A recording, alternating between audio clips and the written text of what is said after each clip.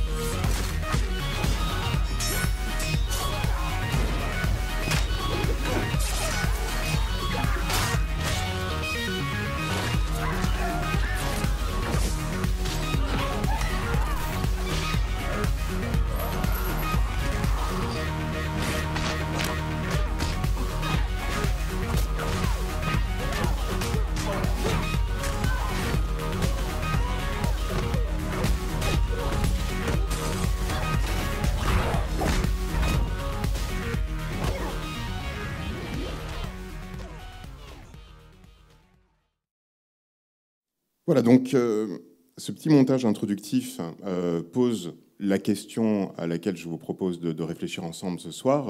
La femme d'action ou l'héroïne d'action est-elle une femme? Alors évidemment, c'est une question complètement absurde et provocante, mais dont l'intérêt en fait est de tout de suite mettre ensemble les termes qui posent question et qui posent problème. Et les deux termes qui posent question dans cette interrogation, c'est particulièrement le mot action et puis le mot femme. Le mot action, d'abord, comme le mot femme, doit être compris de plusieurs manières. Le mot action est généralement pris dans les études cinématographiques à deux niveaux. Le premier niveau, c'est la définition d'un genre cinématographique, le film d'action. Alors, pour avoir des détails sur comment définir le film d'action, je vous renvoie à l'intervention de mon collègue de la semaine dernière, Benjamin Flores, qui, dans Anatomie du film d'action des années 80-90, a plutôt très très bien dessiné comment on pouvait justement définir ce genre, et surtout a très bien montré comment est-ce que ce genre étant né dans les années 80, est né aussi avec un plan viriliste, un plan masculiniste, une envie de vouloir réimposer, réaffirmer des valeurs de genre et des privilèges masculins qui, dans les années 80 sous Reagan aux États-Unis, se sentaient menacés particulièrement par la décennie précédente, les années 70, dans lesquelles, avec les droits civiques, avec le bourbier du Vietnam, la force virile américaine avait vécu des revers qu'il était très très difficile de pouvoir compenser. Ronald Reagan s'est fait élire avec comme projet de remasculiniser l'Amérique.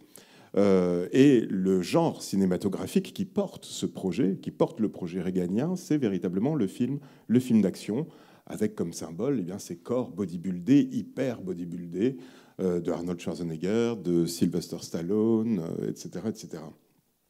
Donc l'action est un genre cinématographique, c'est un genre cinématographique viril et masculin, qui utilise toutes les caractéristiques que l'on attend d'une masculinité forte et conquérante, la violence, les armes, la vitesse, les voitures, donc des corps, comme j'ai dit, bodybuildés, hyper masculinisés, et puis aussi un spectateur qui est lui-même imaginé d'abord comme masculin. Les spectateurs du film d'action sont d'abord imaginés par les productions elles-mêmes, mais même dans l'imaginaire collectif. Je pense que vous imaginez tous que le film d'action appelle un spectatorat masculin, ce qui dans les chiffres se confirme plutôt d'ailleurs, mais pas seulement, la preuve ce soir. Et que donc ce spectateur masculin clôt un tout petit peu cet univers qui est peu artistique, peu intellectuel, très fondé sur le corps, une utilisation du corps qui remplace ou qui semble remplacer la narration, le récit. Les films d'action ne racontent pas grand-chose, mais ils montrent beaucoup de corps en action. Et ces corps en action semblent remplacer le récit, semblent se substituer aux intrigues, aux complexités narratives. En tout cas, c'est comme ça qu'on voit le film d'action a priori. Et donc, justement, ce non-intellectualisme finit de sceller la masculinité du genre et de repousser le féminin qui est toujours pensé comme plutôt introspectif, réfléchi, artistique, et donc très très loin de ces histoires d'action et de corps. Et donc, le film d'action serait le genre masculin par excellence. Donc une héroïne d'action, déjà, vient immédiatement troubler la donne. Quand une femme, tout d'un coup, est l'héroïne de ce genre de film, eh bien, il y a là une présence féminine un peu incongrue. Et puis la deuxième façon dans laquelle le terme action pose problème avec le mot femme, c'est justement la façon dont on imagine que la féminité n'est pas active, mais passive. Et que dans le terme action, c'est-à-dire le substantif du verbe agir, il y a là même quelque chose qui fait partie d'un privilège masculin. Le fait de faire le premier pas, d'avancer, d'être celui qui commence, attaque, propose. Il y a là quelque chose qui est toujours perçu comme étant un espace masculin, alors que la femme va plutôt être ressentie comme étant en attente, comme étant le réceptacle, comme étant l'objet, alors que l'homme va être le sujet. Et donc, au moment où la femme devient le héros d'un film d'action, elle rentre là dans un espace masculin par excellence, qui est l'utilisation du corps en tant qu'agent permanent. Un corps qui fait en permanence, au lieu d'attendre. Un corps qui agit en permanence, au lieu d'être regardé, au lieu d'être aimé. Un corps qui va partir à la quête.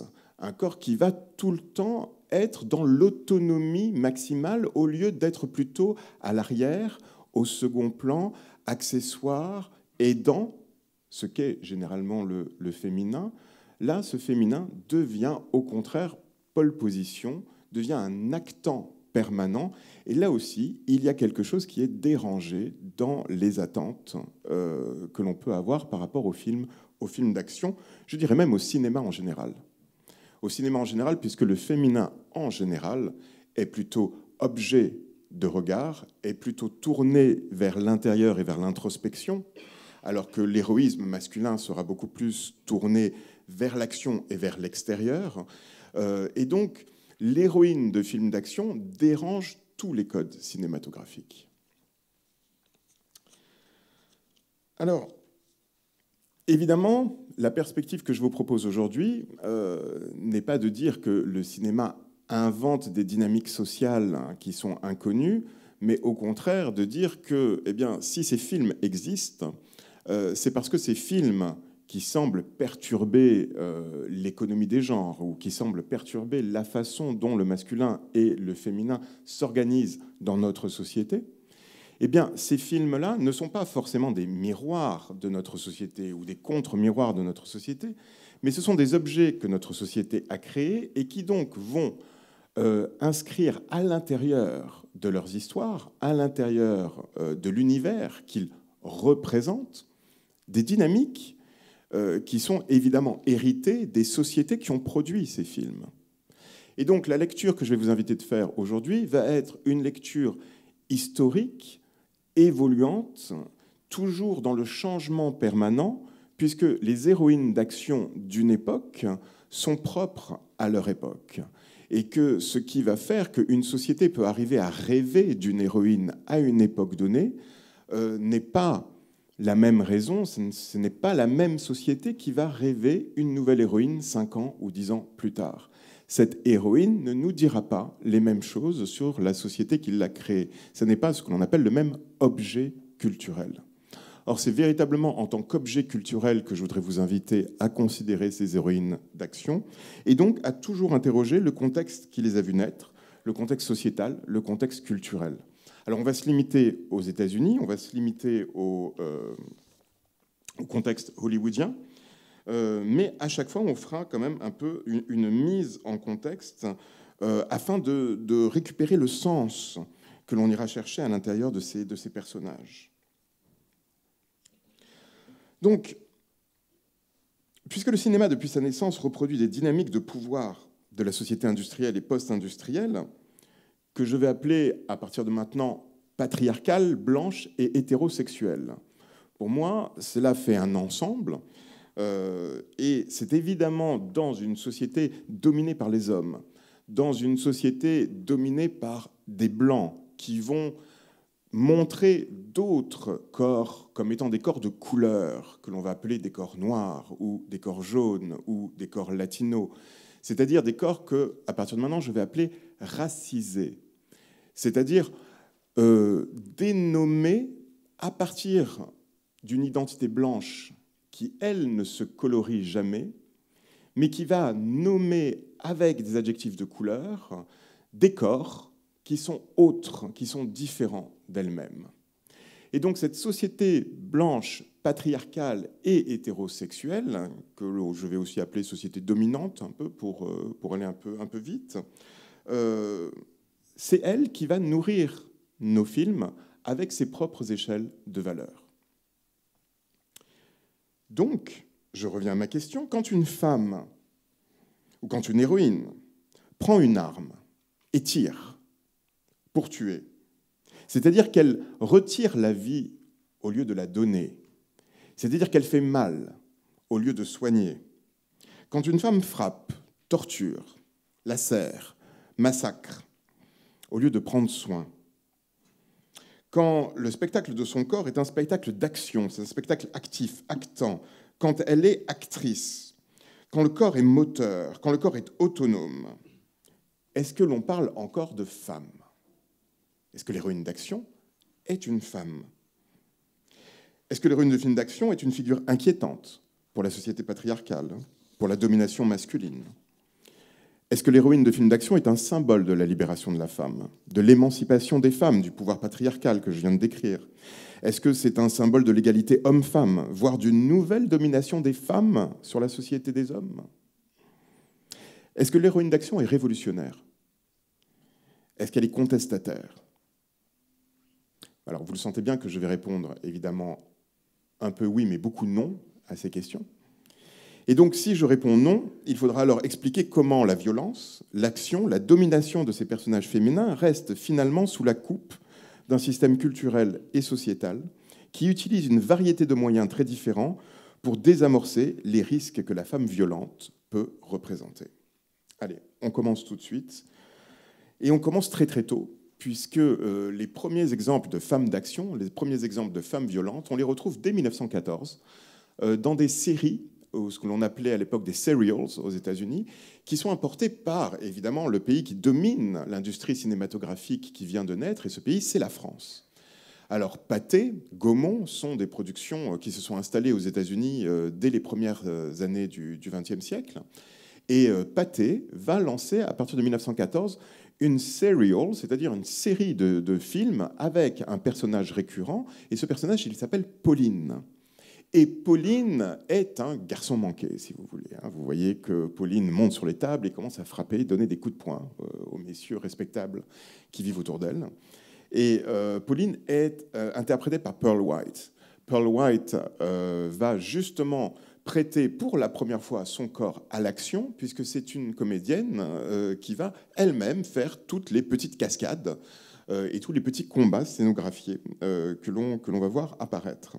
Alors si vous voulez devenir fan de Pearl White, sachez qu'elle est enterrée dans un cimetière de la région dont la localisation m'échappe. Je sais que c'est pas, je ne crois pas que c'est à Paris, je ne crois pas que ce soit à Montparnasse, je crois que c'est dans les Hauts-de-Seine, un peu comme Daniel Darieux d'ailleurs maintenant.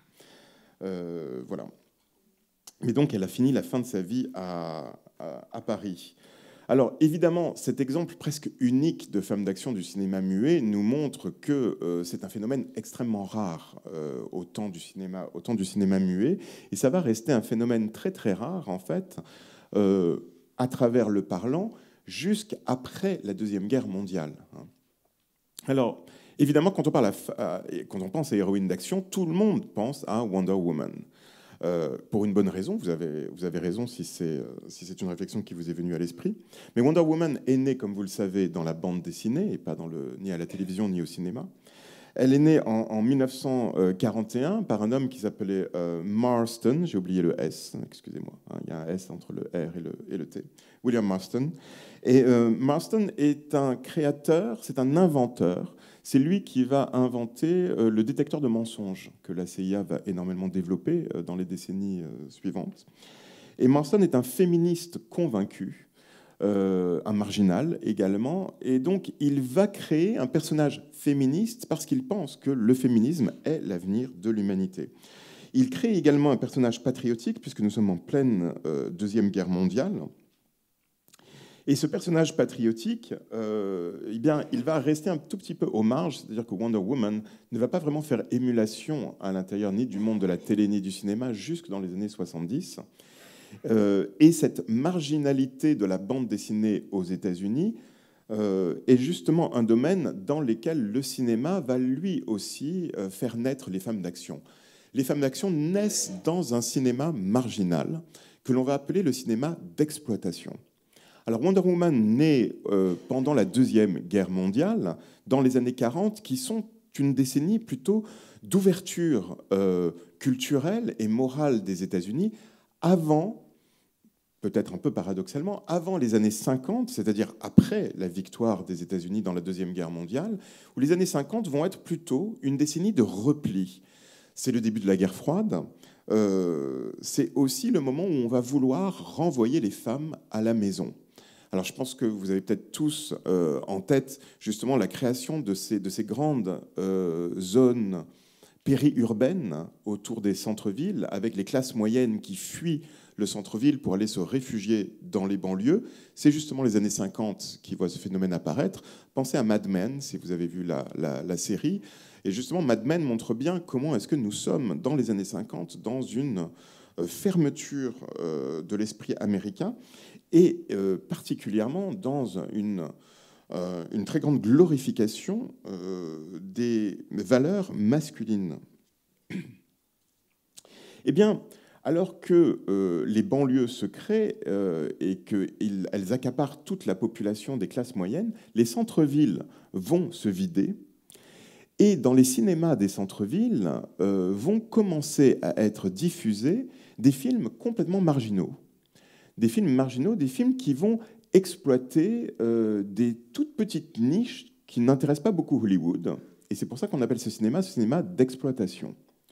Donc il faut imaginer des cinémas qui sont plutôt fréquentés pendant la journée, plutôt par des hommes, plutôt qui viennent seuls, qui viennent au moment où, pendant la pause du déjeuner, ou après l'heure du bureau, et qui viennent dans les salles sombres pour regarder des films que personne ne va voir. Eh bien, il y a des sous-genres dans ce cinéma d'exploitation, et à l'intérieur de ces sous-genres va apparaître notre héroïne d'action. Le premier sous-genre, c'est le cinéma que l'on va appeler le cinéma de sexploitation. Et vous connaissez tous, en fait, un très très grand réalisateur du cinéma de sexploitation qui est Russ Meyer. Le cinéma de sexploitation, qui commence en fait à la fin des années 50, fleurit parce qu'en 1957, la Cour suprême des États-Unis va placer le cinéma d'obscénité, ce que l'on appelle obscenity en américain, les scènes d'obscénité vont être protégées par la liberté d'expression du premier amendement de la Constitution américaine dans un arrêt très célèbre de 1957 qui s'appelle Roth versus United States.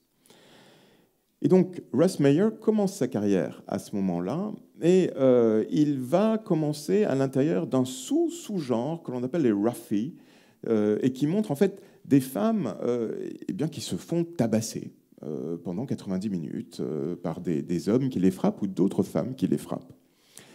Et puis le premier grand succès de Russ Meyer va être en 1965 Faster Pussycat Kill Kill, eh bien, qui reprend certains thèmes du roughie, mais qui va également lancer d'autres thèmes qui vont être repris par tous les réalisateurs de la sexploitation.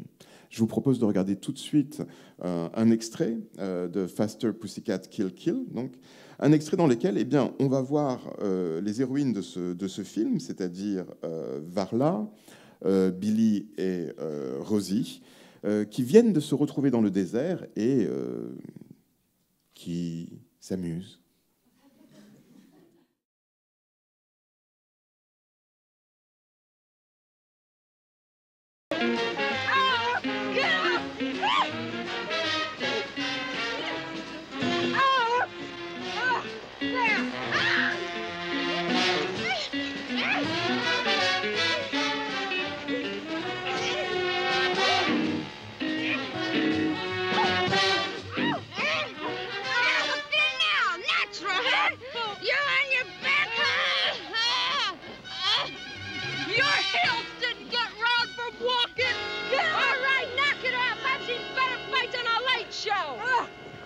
You want to prove something, chickies?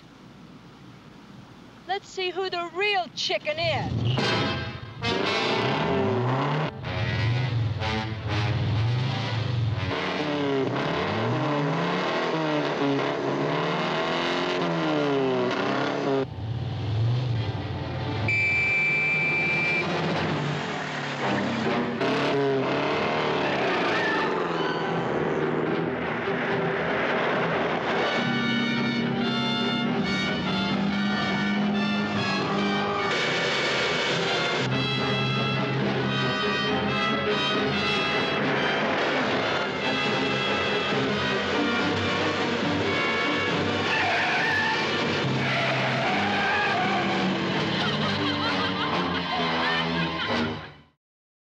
Voilà, donc là, ce qu'on voit clairement, c'est que le corps violent de la femme est évidemment un objet de spectacle érotique.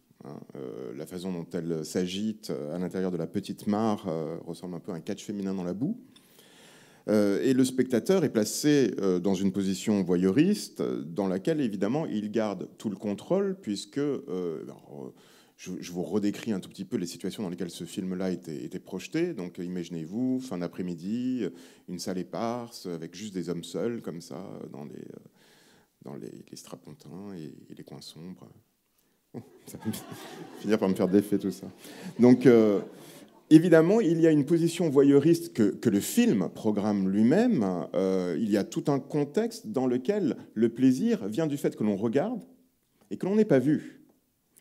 Vient du fait que, qui est la définition même du voyeurisme, il y a un contrôle total puisque nous sommes dans un plaisir de voir sans être vu et donc de contrôler, ou du moins d'avoir l'impression de contrôler le spectacle qui est projeté devant nous, tout en étant évidemment isolé à l'intérieur d'un cocon d'obscurité qui rappelle justement tous les spectacles avec une connotation sexuelle très forte, comme les peep shows et des choses comme ça.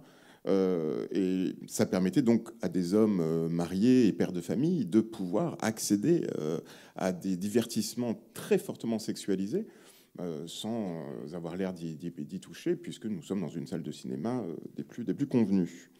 Les connotations lesbiennes sont évidemment également très très claires, et elles sont utilisées là pour marquer la marginalité sociétale et sexuelle complètement assumée des personnages. Alors, c'est un lesbianisme évidemment fait pour exciter une masculinité hétérosexuelle. Ce n'est pas du tout un lesbianisme fait pour érotiser, pour faire un spectacle érotique pour les femmes. La violence de la femme est justement reliée à sa déviance sexuelle, à son anormalité. Si elle est violente, c'est justement parce qu'il semble qu'il y ait de la déviance sexuelle et que cette violence semble aller de pair. Et puis, il faut faire une petite attention au désert, puisque le désert dans lequel se passe la séquence souligne l'utopie de la scène, c'est-à-dire le fait que, je vous rappelle, utopie signifiant espace qui n'existe pas ou qui est difficile à topographier. L'utopie, c'est un ailleurs. Et justement, le désert invite le spectateur à se plonger dans une utopie de ces femmes qui donc les met à distance de la société réelle qui les a produites. Non, c'est un rêve, c'est un fantasme. Évidemment, des femmes violentes comme cela, c'est soit de la déviance, soit de la fiction. Et donc cet espace utopique termine de mettre à distance la violence de ces femmes. Pour autant, vous avez vu que le film donne aux personnages des prérogatives de masculinité et même certains privilèges masculins, comme par exemple la course de voiture, avec l'automobile, symbole même de la prise de pouvoir phallique de ces personnages. Et donc, ces femmes semblent également être naturellement violentes. On ne nous explique pas ce qui se passe derrière ce caractère colérique, comme ce sera le cas peut-être dans d'autres films où la violence de la femme sera le résultat soit d'une mauvaise éducation, soit de l'absence du père, soit du viol, soit de la volonté de vouloir reconquérir un espace qui a été perdu. Là, il n'y a pas d'explication. Elle semble être naturellement violente. Et puis, il faut quand même voir qu'elles sont dangereuses. Elles semblent dangereuses, elles contrôlent les symboles du pouvoir masculin. D'ailleurs, dans la scène suivante, Varla va tabasser un jeune garçon qui passe par là et elle va le mettre à terre. Donc, la sexploitation montre des vraies femmes violentes, sans concession. Pourquoi ? Parce qu'elle les montre d'abord comme des marginales. Le film insiste sur leur marginalité, donc la violence va avec cette marginalité. Et puis, on montre ça aussi à des spectateurs qui sont eux-mêmes marginalisés. C'est-à-dire qu'il y a aussi, dans cette utopie, tout ce contexte de mise en spectacle, de mostration, qui fait que les spectateurs se sont eux-mêmes marginalisés en venant l'après-midi en cachette regarder des films un peu olé olé. Et donc, ils voient un spectacle de marginal. Il y a donc une sorte d'empathie qui peut se faire entre ces personnages-là et les spectateurs, tout en sachant très bien que cette marginalité, elle doit rester secrète, elle doit rester momentanée, et que donc, nous n'allons pas essayer de prolonger ce que nous voyons à l'intérieur de la société de tous les jours. À la fin du spectacle, les femmes violentes restent dans la salle sombre, et il est hors de question, évidemment, que les prérogatives masculines leur soient acceptées à l'extérieur de la salle de cinéma. Donc, ce spectacle-là va être apprécié par des hommes qui se sont marginalisés, voire même par des hommes qui eux-mêmes sont soumis à la société patriarcale, puisque la domination masculine n'agit pas seulement sur les femmes, elle agit également sur les hommes. Tous les hommes ne sont pas virilisés, ne sont pas masculinisés de la même manière, et dans ces salles sombres, il y a certains hommes qui vont prendre l'habitude de venir devant ce genre de spectacle chercher des partenaires d'occasion de promiscuité sexuelle. Donc c'est un spectacle marginal qui va rester un peu à la marge de la société américaine fin des années 50, des années 60. Et justement, Hollywood ne s'intéresse absolument pas à cette marge-là. Le seul accident de fan d'action que Hollywood va faire naître dans les années 60, il vient d'Europe. Il vient d'Europe et il vient justement d'un espace culturel complètement différent, puisque c'est Roger Vadim qui va, en 1968, réaliser Barbarella. Barbarella avec Jane Fonda. Alors Roger Vadim, évidemment, c'est le réalisateur de Et Dieu créa la femme en 1954 avec Brigitte Bardot. Donc il est un peu l'instigateur, un peu le symbole iconique de la libéralisation des mœurs en Europe pendant les années 60. Et il arrive à Hollywood à la fin de la décennie. Et là, en fait, il fait un film que lui pense être un film de science-fiction, d'avant-garde, proposant vraiment une nouvelle formule. Mais il fait ça tout en ignorant complètement la réalité de la société américaine des années 60.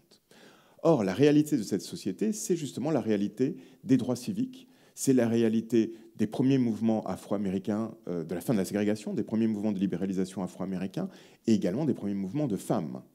Or, évidemment, Barbarella ne s'intéresse absolument pas à cet état de fait. Barbarella propose un nouveau personnage, mais un autre personnage de femme d'action, dont le corps reste malgré tout, et je vous propose de le découvrir dans quelques secondes avec moi, un corps de cinéma traditionnel, c'est-à-dire un corps de femme à regarder, un corps qui est là en attente, et dont d'ailleurs le mot d'ordre ou le cri de guerre de Barbarella va être amour.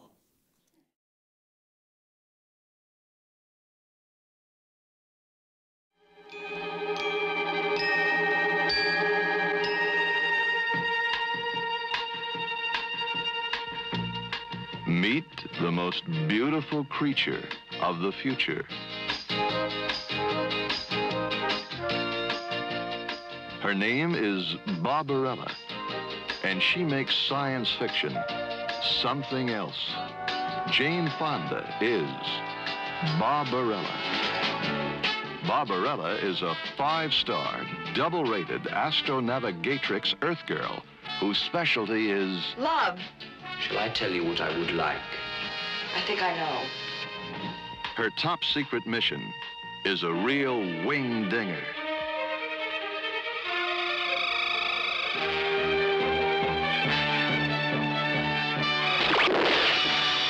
I got him.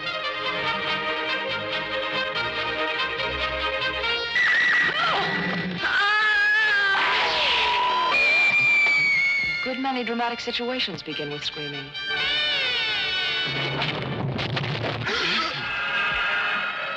Aswita Sonia! Aswita Sonia! Could you hand me a garment?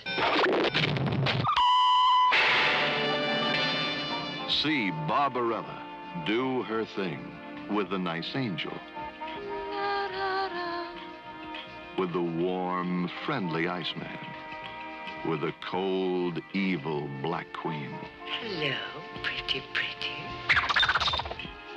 With the charming hand-to-hand Romeo.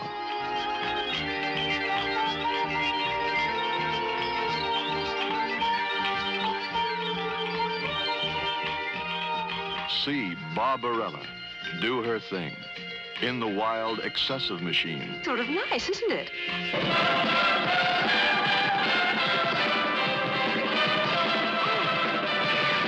In the biting birdcage, in the chamber of dreams, in the labyrinth of love, in the deadly dollhouse, in the palace of pleasure.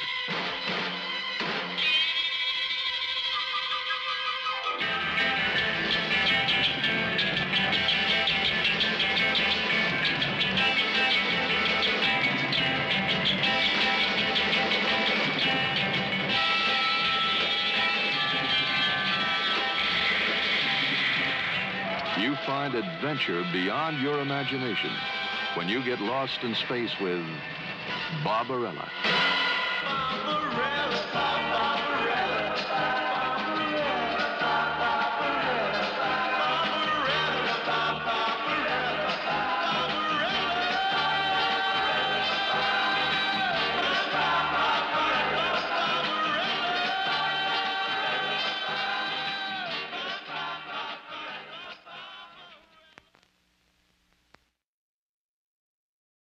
C'est délicieux. Hein.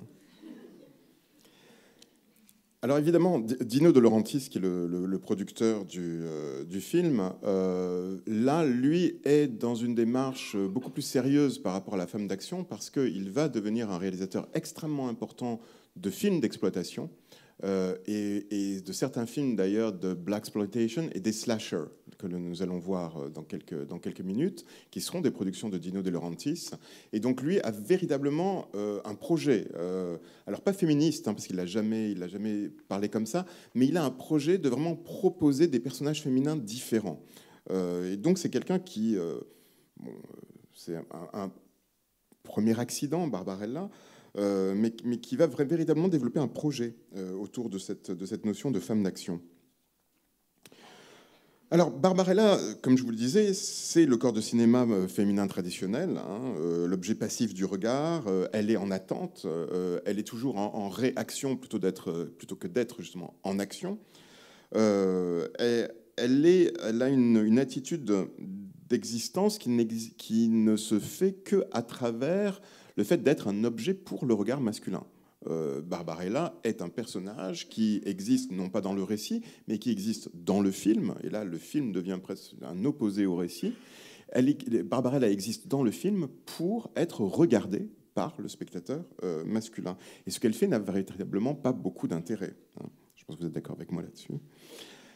Il y a aussi une dimension très, très marquée qui est la dimension de girl. Hein. C'est une fille, Barbarella. Hein. Ce n'est pas une femme. Et cette dimension infantilisante, cette dimension d'immaturité est particulièrement présente. On insiste sur sa jeunesse, sur son expérience. Et c'est une façon, en fait, en creux, de montrer la présence absente du père. Hein. L'inexpérience de la jeune fille, ou définir l'héroïne à travers sa jeunesse, c'est justement rappeler qu'elle est toujours en formation, c'est-à-dire sous la coupe d'un absent là, mais qui quelque part est présent, est omniprésent, et c'est le père, et derrière le père, en fait, finalement, toute la société patriarcale. Barbarella, elle est sous la coupe de la société patriarcale. Elle n'est pas autonome, elle n'est pas seule dans l'action, elle est toujours entourée, hein, et vous avez vu, elle sait dire merci quand on l'a aidée. Et justement, elle n'est donc pas l'agent principal de ces actions. Cette histoire de agency que les théoriciennes féministes ont énormément utilisée, elle n'est pas agent, c'est-à-dire qu'elle n'est pas moteur, elle n'a pas une autonomie dans ses actions, mais elle est prise dans des chemins narratifs qui ont été écrits pour elle et dans lesquels elle se balade. Non pas comme le destin d'un héros, hein, qui serait poussé par sa quête, mais véritablement comme une balade qui n'a pas vraiment de sens, si ce n'est d'être là pour être regardé. Donc c'est un peu ça, Barbarella. Et puis évidemment, vous avez vu donc, que son cri de guerre, c'est love, c'est-à-dire qu'on est très loin de la femme violente. On est très très loin de Russ Meyer et de ses personnages. La violence, elle est accidentelle dans Barbarella. Elle n'est pas voulue. Hein. Au contraire, Barbarella, elle est là pour éviter la violence. Elle n'est pas là pour être source de violence. Hein. Et puis, vous voyez que dans l'histoire, elle est vouée au mariage. Hein. Ce qu'elle cherche, c'est évidemment le prince. Donc là, on est dans une féminité narrative typique, c'est-à-dire que la femme, finalement, est en quête de la situation de mariage pour pouvoir faire advenir ce pour lequel elle a été faite, c'est-à-dire la reproduction. Et là aussi, nous sommes dans quelque chose qui est l'inverse des prérogatives masculines, puisque le masculin existe pour la production, la fabrication, alors que le féminin, lui, existe pour la reproduction, conservation. Et Barbarella, elle est là pour ça. Elle est là effectivement pour conserver, elle ne va pas être violente. Elle est là pour chercher l'amour, pour chercher le prince, et puis pour se reproduire. Oui, c'est dit un peu crûment, mais je le pense. Donc le film est typique de ce moment où l'humanité et le futur est pensé comme étant totalement blanc. Vous voyez que là, on est en 1968, c'est-à-dire on est l'année de l'assassinat de Luther King. On est 3 ans après l'assassinat de Malcolm X. On est pendant Johnson, c'est-à-dire que la loi sur les droits civiques a été votée, la ségrégation a été abolie d'un point de vue officiel, et Barbarella est totalement blanche. Et tous les personnages de Barbarella sont complètement blancs. On est dans un univers d'ailleurs où la blancheur est plutôt le signe de la rédemption. Et donc ce canevas totalement blanc est le canevas d'un nouveau monde à réinventer, mais qui doit être aussi très blanc. C'est ça qu'on nous propose. Donc On ne peut pas reprocher à Vadim d'avoir ignoré la société américaine puisqu'il n'y vient pas. Mais le fait est que Barbarella ignore complètement les réalités de la société américaine. Alors Jane Fonda, on le sait, elle va faire marche en arrière et s'investir énormément personnellement à l'intérieur des problématiques de la guerre du Vietnam notamment. Mais en tout cas, Barbarella passe complètement à côté de la réalité de la société américaine de la fin des années 60. Or, comme je vous l'ai dit, 68, c'est l'année d'assassinat de Luther King. C'est aussi l'année de la naissance d'un mouvement qui s'appelle NOW, National Organization for Women, et qui est le premier mouvement féministe à naître aux États-Unis. Donc, cette fin des années 60 fait entrer encore plus profondément les États-Unis dans la période de transition sociétale très très importante, dans lesquelles les femmes, les Afro-Américains, puis d'autres minorités sexuelles et d'autres minorités ethniques vont vouloir avoir une place du gâteau, une part du gâteau, une place dans la société, et où donc il y a un vrai chamboulement qui est complètement laissé de côté par, ou très majoritairement, disons, laissé de côté par Hollywood, mais qui, ce qui est laissé dehors rentre par la fenêtre à travers justement ce cinéma d'exploitation. Et dans les années 70, naît un nouveau sous-genre qui est la blaxploitation. Alors, ce cinéma de série B, qui est rythmé par la musique soul et funk, s'adresse d'abord à des spectateurs afro-américains qui, au départ, ont commencé à apprécier ce qui est venu au début des années 60 de Hong Kong comme étant des films de kung-fu. Et les spectateurs afro-américains vont être très très friands des films de kung-fu parce que justement, ce ne sont pas des films hollywoodiens qui sont complètement centrés autour de problématiques blanches et qui ont comme réflexe systématique d'ignorer la présence noire dans la société américaine. Donc les Afro-Américains aiment beaucoup les films de kung-fu et ils vont se mettre à eux-mêmes d'ailleurs produire des films de kung-fu avec des acteurs afro-américains, notamment Jim Kelly, que vous voyez là sur ma photo, et puis une actrice afro-américaine qui, elle aussi, est une fan d'art martial, au départ est une athlète des arts martiaux, comme Kelly, et qui va faire, en 1973, son premier film, qui va s'appeler Black Belt Jones. On regarde tout de suite la bande d'annonce.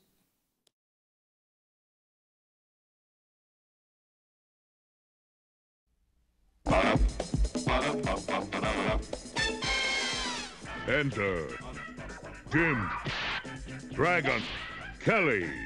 He clubbers the mob as Black Belt Jones. I lost 3 of my best men in there. Now I'm asking you as a favor. You're asking me to be the 4th. Get a couple tanks and blast it down. Forget it, man. I ain't going in there. It's a fortress. Well, fortress or no, it's top priority. So am I. It's suicide.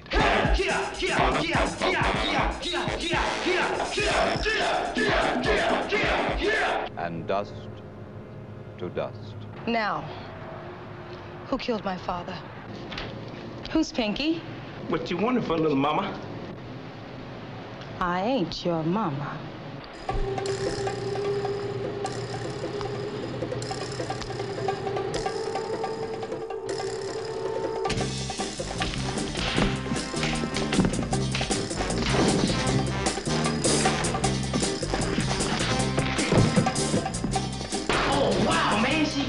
She brought P. What's wrong, man? Oh, Black Belt, she is good, man. She is bad. Boy, what are you talking about? Sydney, she went into the hip pocket. What? She's a fighter like us, man. And pop, pop. She is bad. Ooh, she's bad. Now, what are you doing? No, you stay here till I get back. Do those dishes or something.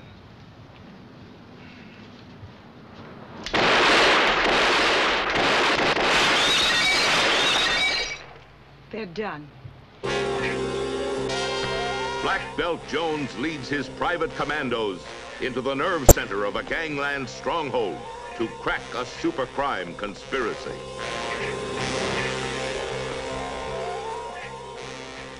Enter Jim Dragon Kelly.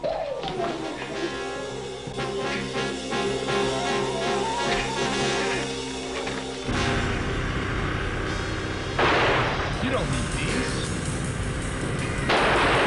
What the hell is that? Panties? That son of a bitch threw his panties in my face?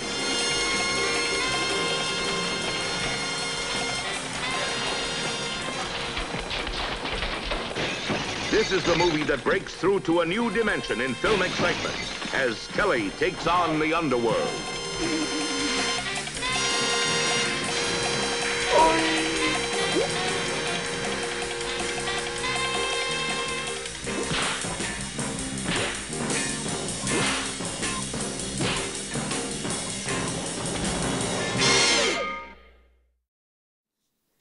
Donc, je lance un appel pour des gens qui auraient le même short Adidas vintage. En fait, je suis totalement preneur en taille M. Donc, ce qu'on voit en fait dans la bande d'annonce, c'est d'abord l'arrivée avec ce personnage féminin joué par Gloria Hendry, qui est d'abord une veuve. Et évidemment, là, à travers la veuve, il y a toute l'ambiguïté en fait que ce personnage peut avoir dans l'histoire du cinéma. Qui est un personnage peu lisible, peu clair, parce que justement, on ne sait pas très bien quelle est sa disponibilité sexuelle à la veuve. Est-ce qu'elle est disponible? Est-ce qu'elle doit être considérée comme une mère de famille? Est-ce qu'au contraire, elle doit être considérée comme une célibataire? Et cette ambiguïté sur sa disponibilité sexuelle se reproduit ou se retravaille à travers justement l'ambiguïté bien-mal du personnage. Est-ce que c'est un personnage positif? Est-ce que c'est un personnage au contraire plutôt dangereux? Est-ce que c'est un personnage protecteur? Voilà. Donc la veuve, elle ramène en fait toute cette ambiguïté avec elle. Et donc, de voir que ce personnage, d'abord, existe à travers cette ambiguïté de veuve, annonce déjà toute l'ambiguïté que l'héroïne d'action va pouvoir apporter par la suite. Évidemment, on ne s'attend pas à ce qu'elle puisse aussi bien se battre. On ne s'attend pas à ce qu'elle soit dans le combat et non pas spectatrice du combat, à ce qu'elle soit partie prenante entièrement de la partie, plutôt que d'être soigneuse ou sur le côté. Alors, Sidney, qui est le personnage, d'ailleurs c'est intéressant parce que Sidney, qui est le personnage joué ici par Hendry, porte le prénom qui sera le prénom également en fait dans Alien du personnage principal. Donc, Sidney est une vraie rebelle féministe avec un corps dangereux, autonome. Et puis on voit très bien qu'elle rejette de manière très affirmée les règles patriarcales, qu'elles soient noires ou blanches. Ain't your mama. Et puis elle ne veut pas faire la vaisselle non plus. Donc là, très clairement, en fait, c'est le patriarcat sans aucune couleur qui est attaqué. Alors Sidney, malgré tout, elle reste un acolyte. Elle est l'acolyte du héros principal, qui est Black Belt Jones, et qui est le héros du film. Et donc il faut passer vers une autre actrice de la blaxploitation pour trouver enfin pleinement une héroïne d'action et une actrice qui va se spécialiser dans les rôles d'héroïne d'action. Et cette actrice, c'est évidemment Pam Grier. Alors Pam Grier, je pense qu'on la connaît aujourd'hui d'abord parce que c'était Jackie Brown de Quentin Tarantino. C'est la même actrice. Mais Jackie Brown est en fait un hommage, alors un hommage tarantinesque, donc c'est-à-dire un hommage très très très compliqué, mais un hommage à la blaxploitation et un hommage à tous les films où Pam Grier jouait une héroïne d'action. Alors, elle a une très très grosse filmographie dans laquelle elle est l'héroïne du film, mais ce qui m'intéresse particulièrement, en fait, ce sont les deux derniers, Coffy et Foxy Brown, parce qu'ils sont réalisés par Jack Hill, qui est le même réalisateur et qui est celui qui va véritablement lancer la carrière de Pam Grier en tant qu'héroïne d'action. Donc, les actrices noires de l'époque sont toujours montrées entre ce que j'ai appelé, là, ce que j'ai marqué comme étant l'animalité et l'exotisme. Il y a toujours quelque chose d'animal dans le corps noir. Et cette animalité qui est d'abord montrée par les postures dans lesquelles on va les filmer ou dans lesquelles elles vont être photographiées ici, mais aussi qui est surlignée à travers des petits accessoires. Tout à l'heure, là, vous voyez les plumes, par exemple, ici, chez Pam Grier, le cuir, donc tous ces objets qui rappellent l'animalité et qui accompagnent l'héroïne noire. nous montre bien qu'on est dans une féminité dangereuse, dans une féminité animale, dans une féminité sauvage. Et c'est derrière cette dangerosité, cette animosité naturelle de la femme noire, c'est ce que semblent nous dire en fait ces films-là, que les personnages, les héroïnes d'action vont se développer. Alors je vous propose de voir un extrait, en fait 2 extraits de Foxy Brown, qui est le 2e film ici. D'abord, peut-être dans le premier extrait, on voit Foxy qui vient à l'aide de son frère. Et en fait, c'est une des premières fois où on va voir Foxy Brown, donc c'est encore une scène d'introduction du personnage dans le film.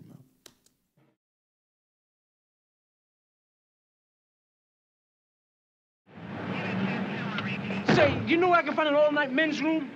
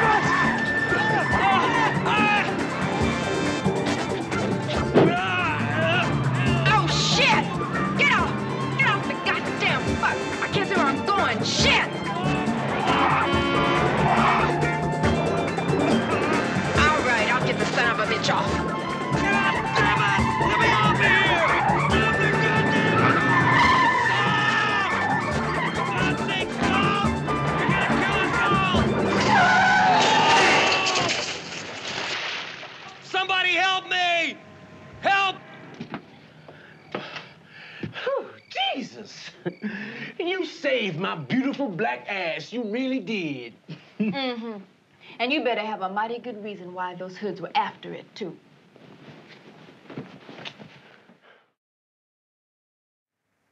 Bring it here.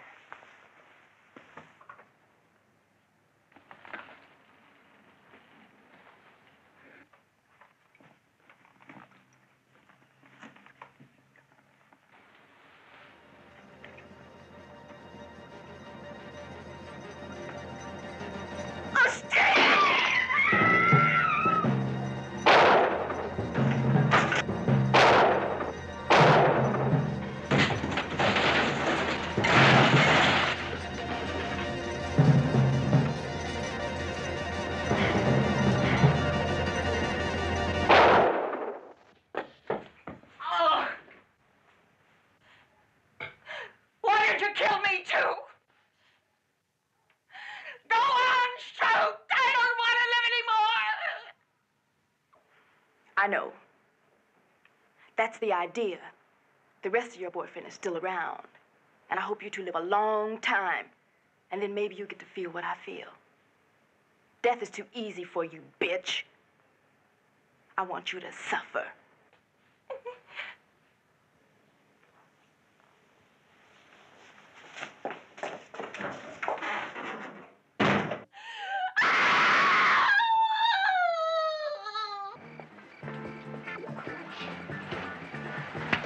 Super bad.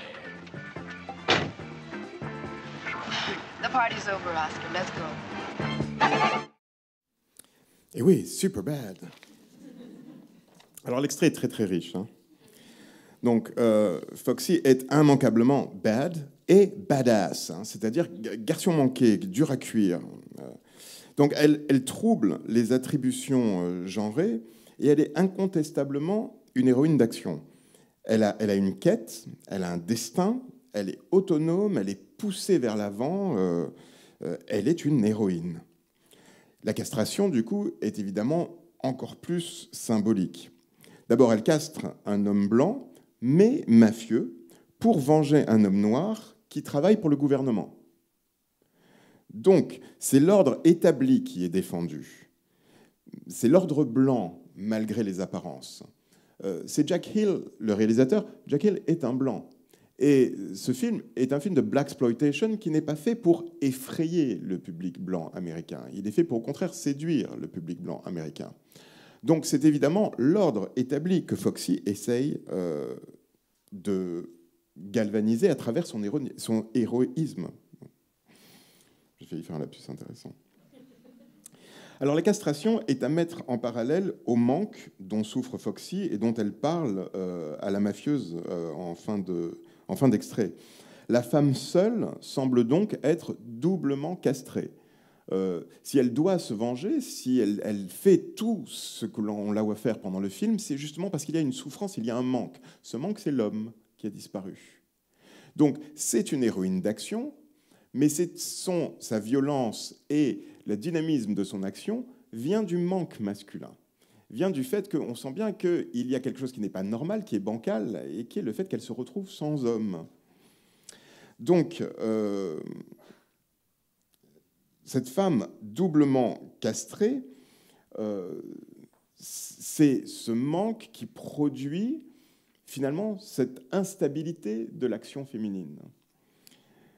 Et ce n'est pas elle qui castre, évidemment. Elle fait faire le sale boulot par un homme. Et donc, le sale boulot de la violence ultime contre le patriarcat. Et ainsi, elle ne devient pas absolument rebelle et dangereuse aux yeux des spectateurs. Ce n'est pas elle qui va empoigner le sexe à pleine main et utiliser le couteau de l'autre. Elle laisse faire cette chose qui est censée être absolument dégoûtante pour le spectateur, à justement un homme qui la représente. Or, le couteau et la menace de la castration est intimement lié à l'apparition de ces héroïnes d'action qui gagnent désormais en autonomie, en confiance et en rébellion contre le patriarcat. Alors, je vais aller très très vite. En fait, je vais conclure en 10 minutes pour que justement on ait un peu de temps pour les questions. Je suis désolé, ça va être un peu déséquilibré. Mais justement, le couteau donc, est très présent dans l'héroïne d'action parce que un dernier sous-genre des films d'exploitation dans lequel la femme d'action va apparaître, c'est ce qu'on appelle le slasher. Et le slasher, c'est un sous-genre du cinéma d'horreur qui consiste à avoir, en gros, un personnage qui se trimballe avec un couteau et qui émince tout le monde. Et le film slasher dans lequel nous avons un personnage féminin principal qui va avoir un immense succès, c'est évidemment Halloween de John Carpenter, qui sort en 1978. C'est le premier film grand public de John Carpenter. C'est pas son vrai premier film. Son premier film, c'était son film de UCLA, son film de fin d'études. Mais c'est évidemment un film qui va, pour un budget absolument ridicule, $325 000, rapporter 45 millions. Et donc, c'est un film qui va énormément marquer non seulement les spectateurs de films d'horreur, mais également Hollywood. C'est la première fois que Hollywood va faire attention au cinéma d'exploitation à cause des résultats d'encaissement de ce film-là. Et alors, qu'est-ce que propose Halloween ? Halloween propose une héroïne qui survit à tous les pièges dans lesquels tombent les autres personnages. Donc l'homme qui justement va trucider absolument tout le monde pendant le film, eh bien, arrive à éliminer tous les personnages qui passent à l'écran, sauf notre dernier personnage qui est Laurie Strode, qui est joué par Jamie Lee Curtis, et qui devient par là ce que les théoriciennes féministes du cinéma vont appeler une final girl. Et le slasher est justement un genre dans lequel des final girls vont apparaître, c'est-à-dire des filles qui survivent à tout ce que les autres personnages n'ont pas réussi à survivre et qui même parfois vont arriver à venir à bout du personnage monstrueux. Alors, donc, non, je ne montre pas l'extrait, j'ai pas le temps. Oui, je sais. Vous connaissez tous en fait une final girl qui a eu beaucoup de succès. Eh bien, c'est Ripley, c'est Ellen Ripley dans Alien. En fait, ce que Alien raconte, c'est l'histoire d'une final girl. C'est-à-dire qu'il y a un monstre dans le vaisseau, vous vous souvenez, et ce monstre élimine tout le monde, sauf Ripley. Ripley, c'est justement celle qui arrive, alors qu'on s'y attendait absolument pas, à survivre à tout ce que les autres, tout ce qui va éliminer les autres passagers du vaisseau. Alors, Alien, vous le savez, c'est toute une saga, mais en fait, ce qui m'intéresse, c'est que l'Alien de 1979 de Ridley Scott, il a été conçu justement avec un scénario qui voulait effacer l'économie de genre et qui voulait effacer la domination du masculin sur le féminin. C'était dans le projet principal. Regardez, ça c'est une note de la Fox, d'un des producteurs qui a travaillé sur le scénario, et qui disait qu'au moment où ils ont vu la scène que tout le monde connaît, hein, la scène de l'explosion du thorax dans laquelle l'alien sort pour la première fois, eh bien, Ivor Powell écrit, c'était la scène pivot qui capta l'attention et fit s'asseoir tout le monde. Tout le monde imaginait que l'astronaute enceinte serait un homme. Dans le scénario, tous les personnages étaient méticuleusement écrits avec un genre neutre, pour souligner que le genre n'aurait plus d'importance dans le futur. Mais sur la première page, il était noté que 1 ou 2 personnages pourraient être féminins afin de toucher une audience plus large. Et donc c'est justement ce qui va se passer. Ellen Ripley va être le personnage féminin. Mais ce que je vais vous montrer avant de conclure, c'est l'évolution en fait que Ellen Ripley va subir. Vous voyez, dans le Alien de 1979, eh bien, c'est vraiment une jeune fille, c'est une vraie final girl, c'est-à-dire c'est une jeune fille qui est avec seulement son intelligence et la faiblesse de son corps, hein, elle n'est pas surdimensionnée, elle n'est pas non plus surarmée, c'est véritablement avec son intelligence qu'elle va s'en sortir. Dans le deuxième Alien, qui est réalisé par James Cameron, qui évidemment est le réalisateur de Terminator, mais qui est aussi un des scénaristes de Rambo, James Cameron, lui, va transformer complètement le personnage et il va la Reaganiser. Le deuxième Alien, c'est une Ellen Ripley, typiquement héroïne de Ronald Reagan, que l'on va voir, et qui va être à la défense d'une petite fille, c'est-à-dire d'abord présentée dans un instinct maternel. C'est son instinct maternel qui va être mis en avant pour motiver son action. Et puis, elle va avoir des armes absolument énormes, hein, donc des symboles phalliques complètement démesurés qu'elle va brandir au nez des spectateurs pendant tout le film. Alors, encore une fois, James Cameron, c'est justement celui qui avait commencé avec Sarah Connors dans Terminator. Sarah Connors étant juste un petit personnage complètement perdu, une petite serveuse comme ça qui va courir derrière le personnage principal qui sera évidemment le Terminator. Et puis dans Terminator 2, au contraire, dans les années 91, donc à la fin de l'époque Reagan, Sarah Connors, elle devient bodybuildée. Eh bien, c'est un peu la même chose pour Ellen Ripley. Alors, on va voir le deuxième extrait que je voulais vous proposer, non pas celui-là. Le deuxième, où justement, on voit très très bien que la maternité est le centre personnel du film.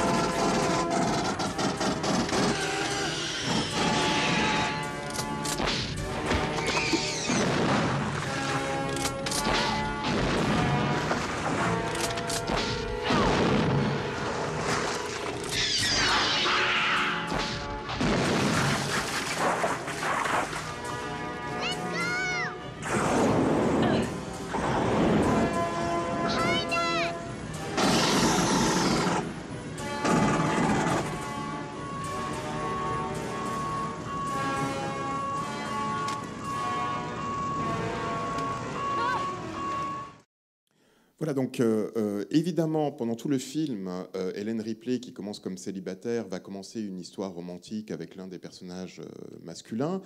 Il y a cet enfant qui se trouve être au milieu. Évidemment, elle devient une sorte de mère par substitution de cet enfant-là.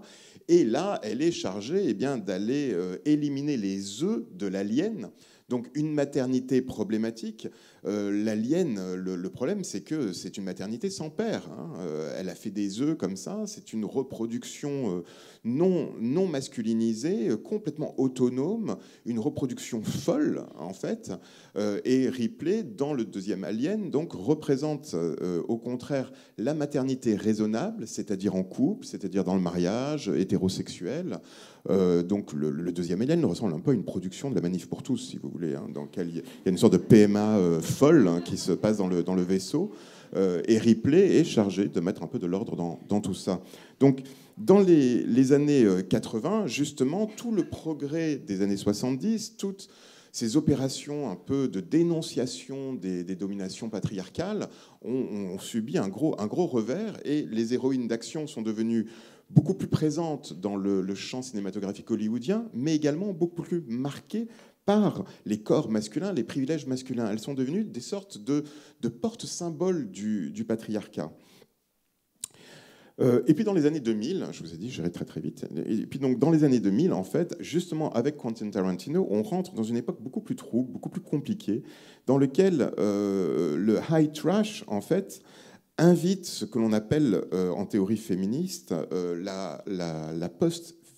le post-féminisme, qui pose problème dans le sens où il y a toute une ambiguïté à travers le fait que ces corps féminins sont revendiqués comme étant d'abord de façon totalement standardisée féminin, avec une grande insistance sur la beauté plastique, avec une grande insistance sur le jeunisme. Ce sont des corps qui sont tout le temps jeunes, il y a une promesse de jeunisme éternel, et également des films dans lesquels le capitalisme a énormément investi. Ce sont donc des corps qui sont beaux à regarder et qui sont des objets d'une immense valeur, et qui sont mis d'ailleurs en lien avec non seulement les budgets qui explosent des films dans lesquels ces corps apparaissent, mais aussi toutes les cascades avec les placements de produits, d'objets très sophistiqués, très technologiques, de plus en plus chers, qui sont montrés autour de ces corps.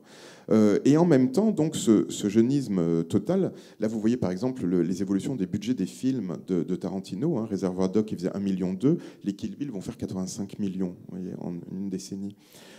Et donc, ce high trash organise une guerre des corps et une guerre des salaires. Là, par exemple, vous voyez comment est-ce que Demi Moore, en fait, à 45 ans, est censé avoir un corps qui doit avoir l'air d'un corps d'une petite vingtaine, en fait.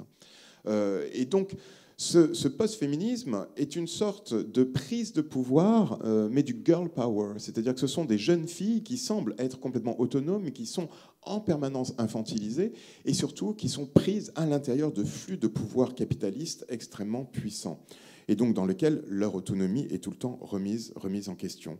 Ce que j'ai essayé de vous montrer en fait aujourd'hui à travers cette balade dans l'héroïsme d'action féminin, c'est qu'évidemment à chaque époque l'héroïne d'action est à l'image ou est en dialogue avec la société qui l'a fait vivre et la société qui la consomme, mais que le patriarcat est fait de telle manière qu'il organise ses propres crises, et qu'à chaque fois qu'il y a une remise en cause des règles du patriarcat, il y a en même temps de cette remise en cause des solutions de stabilisation de la dominance patriarcale sur la société. Merci beaucoup.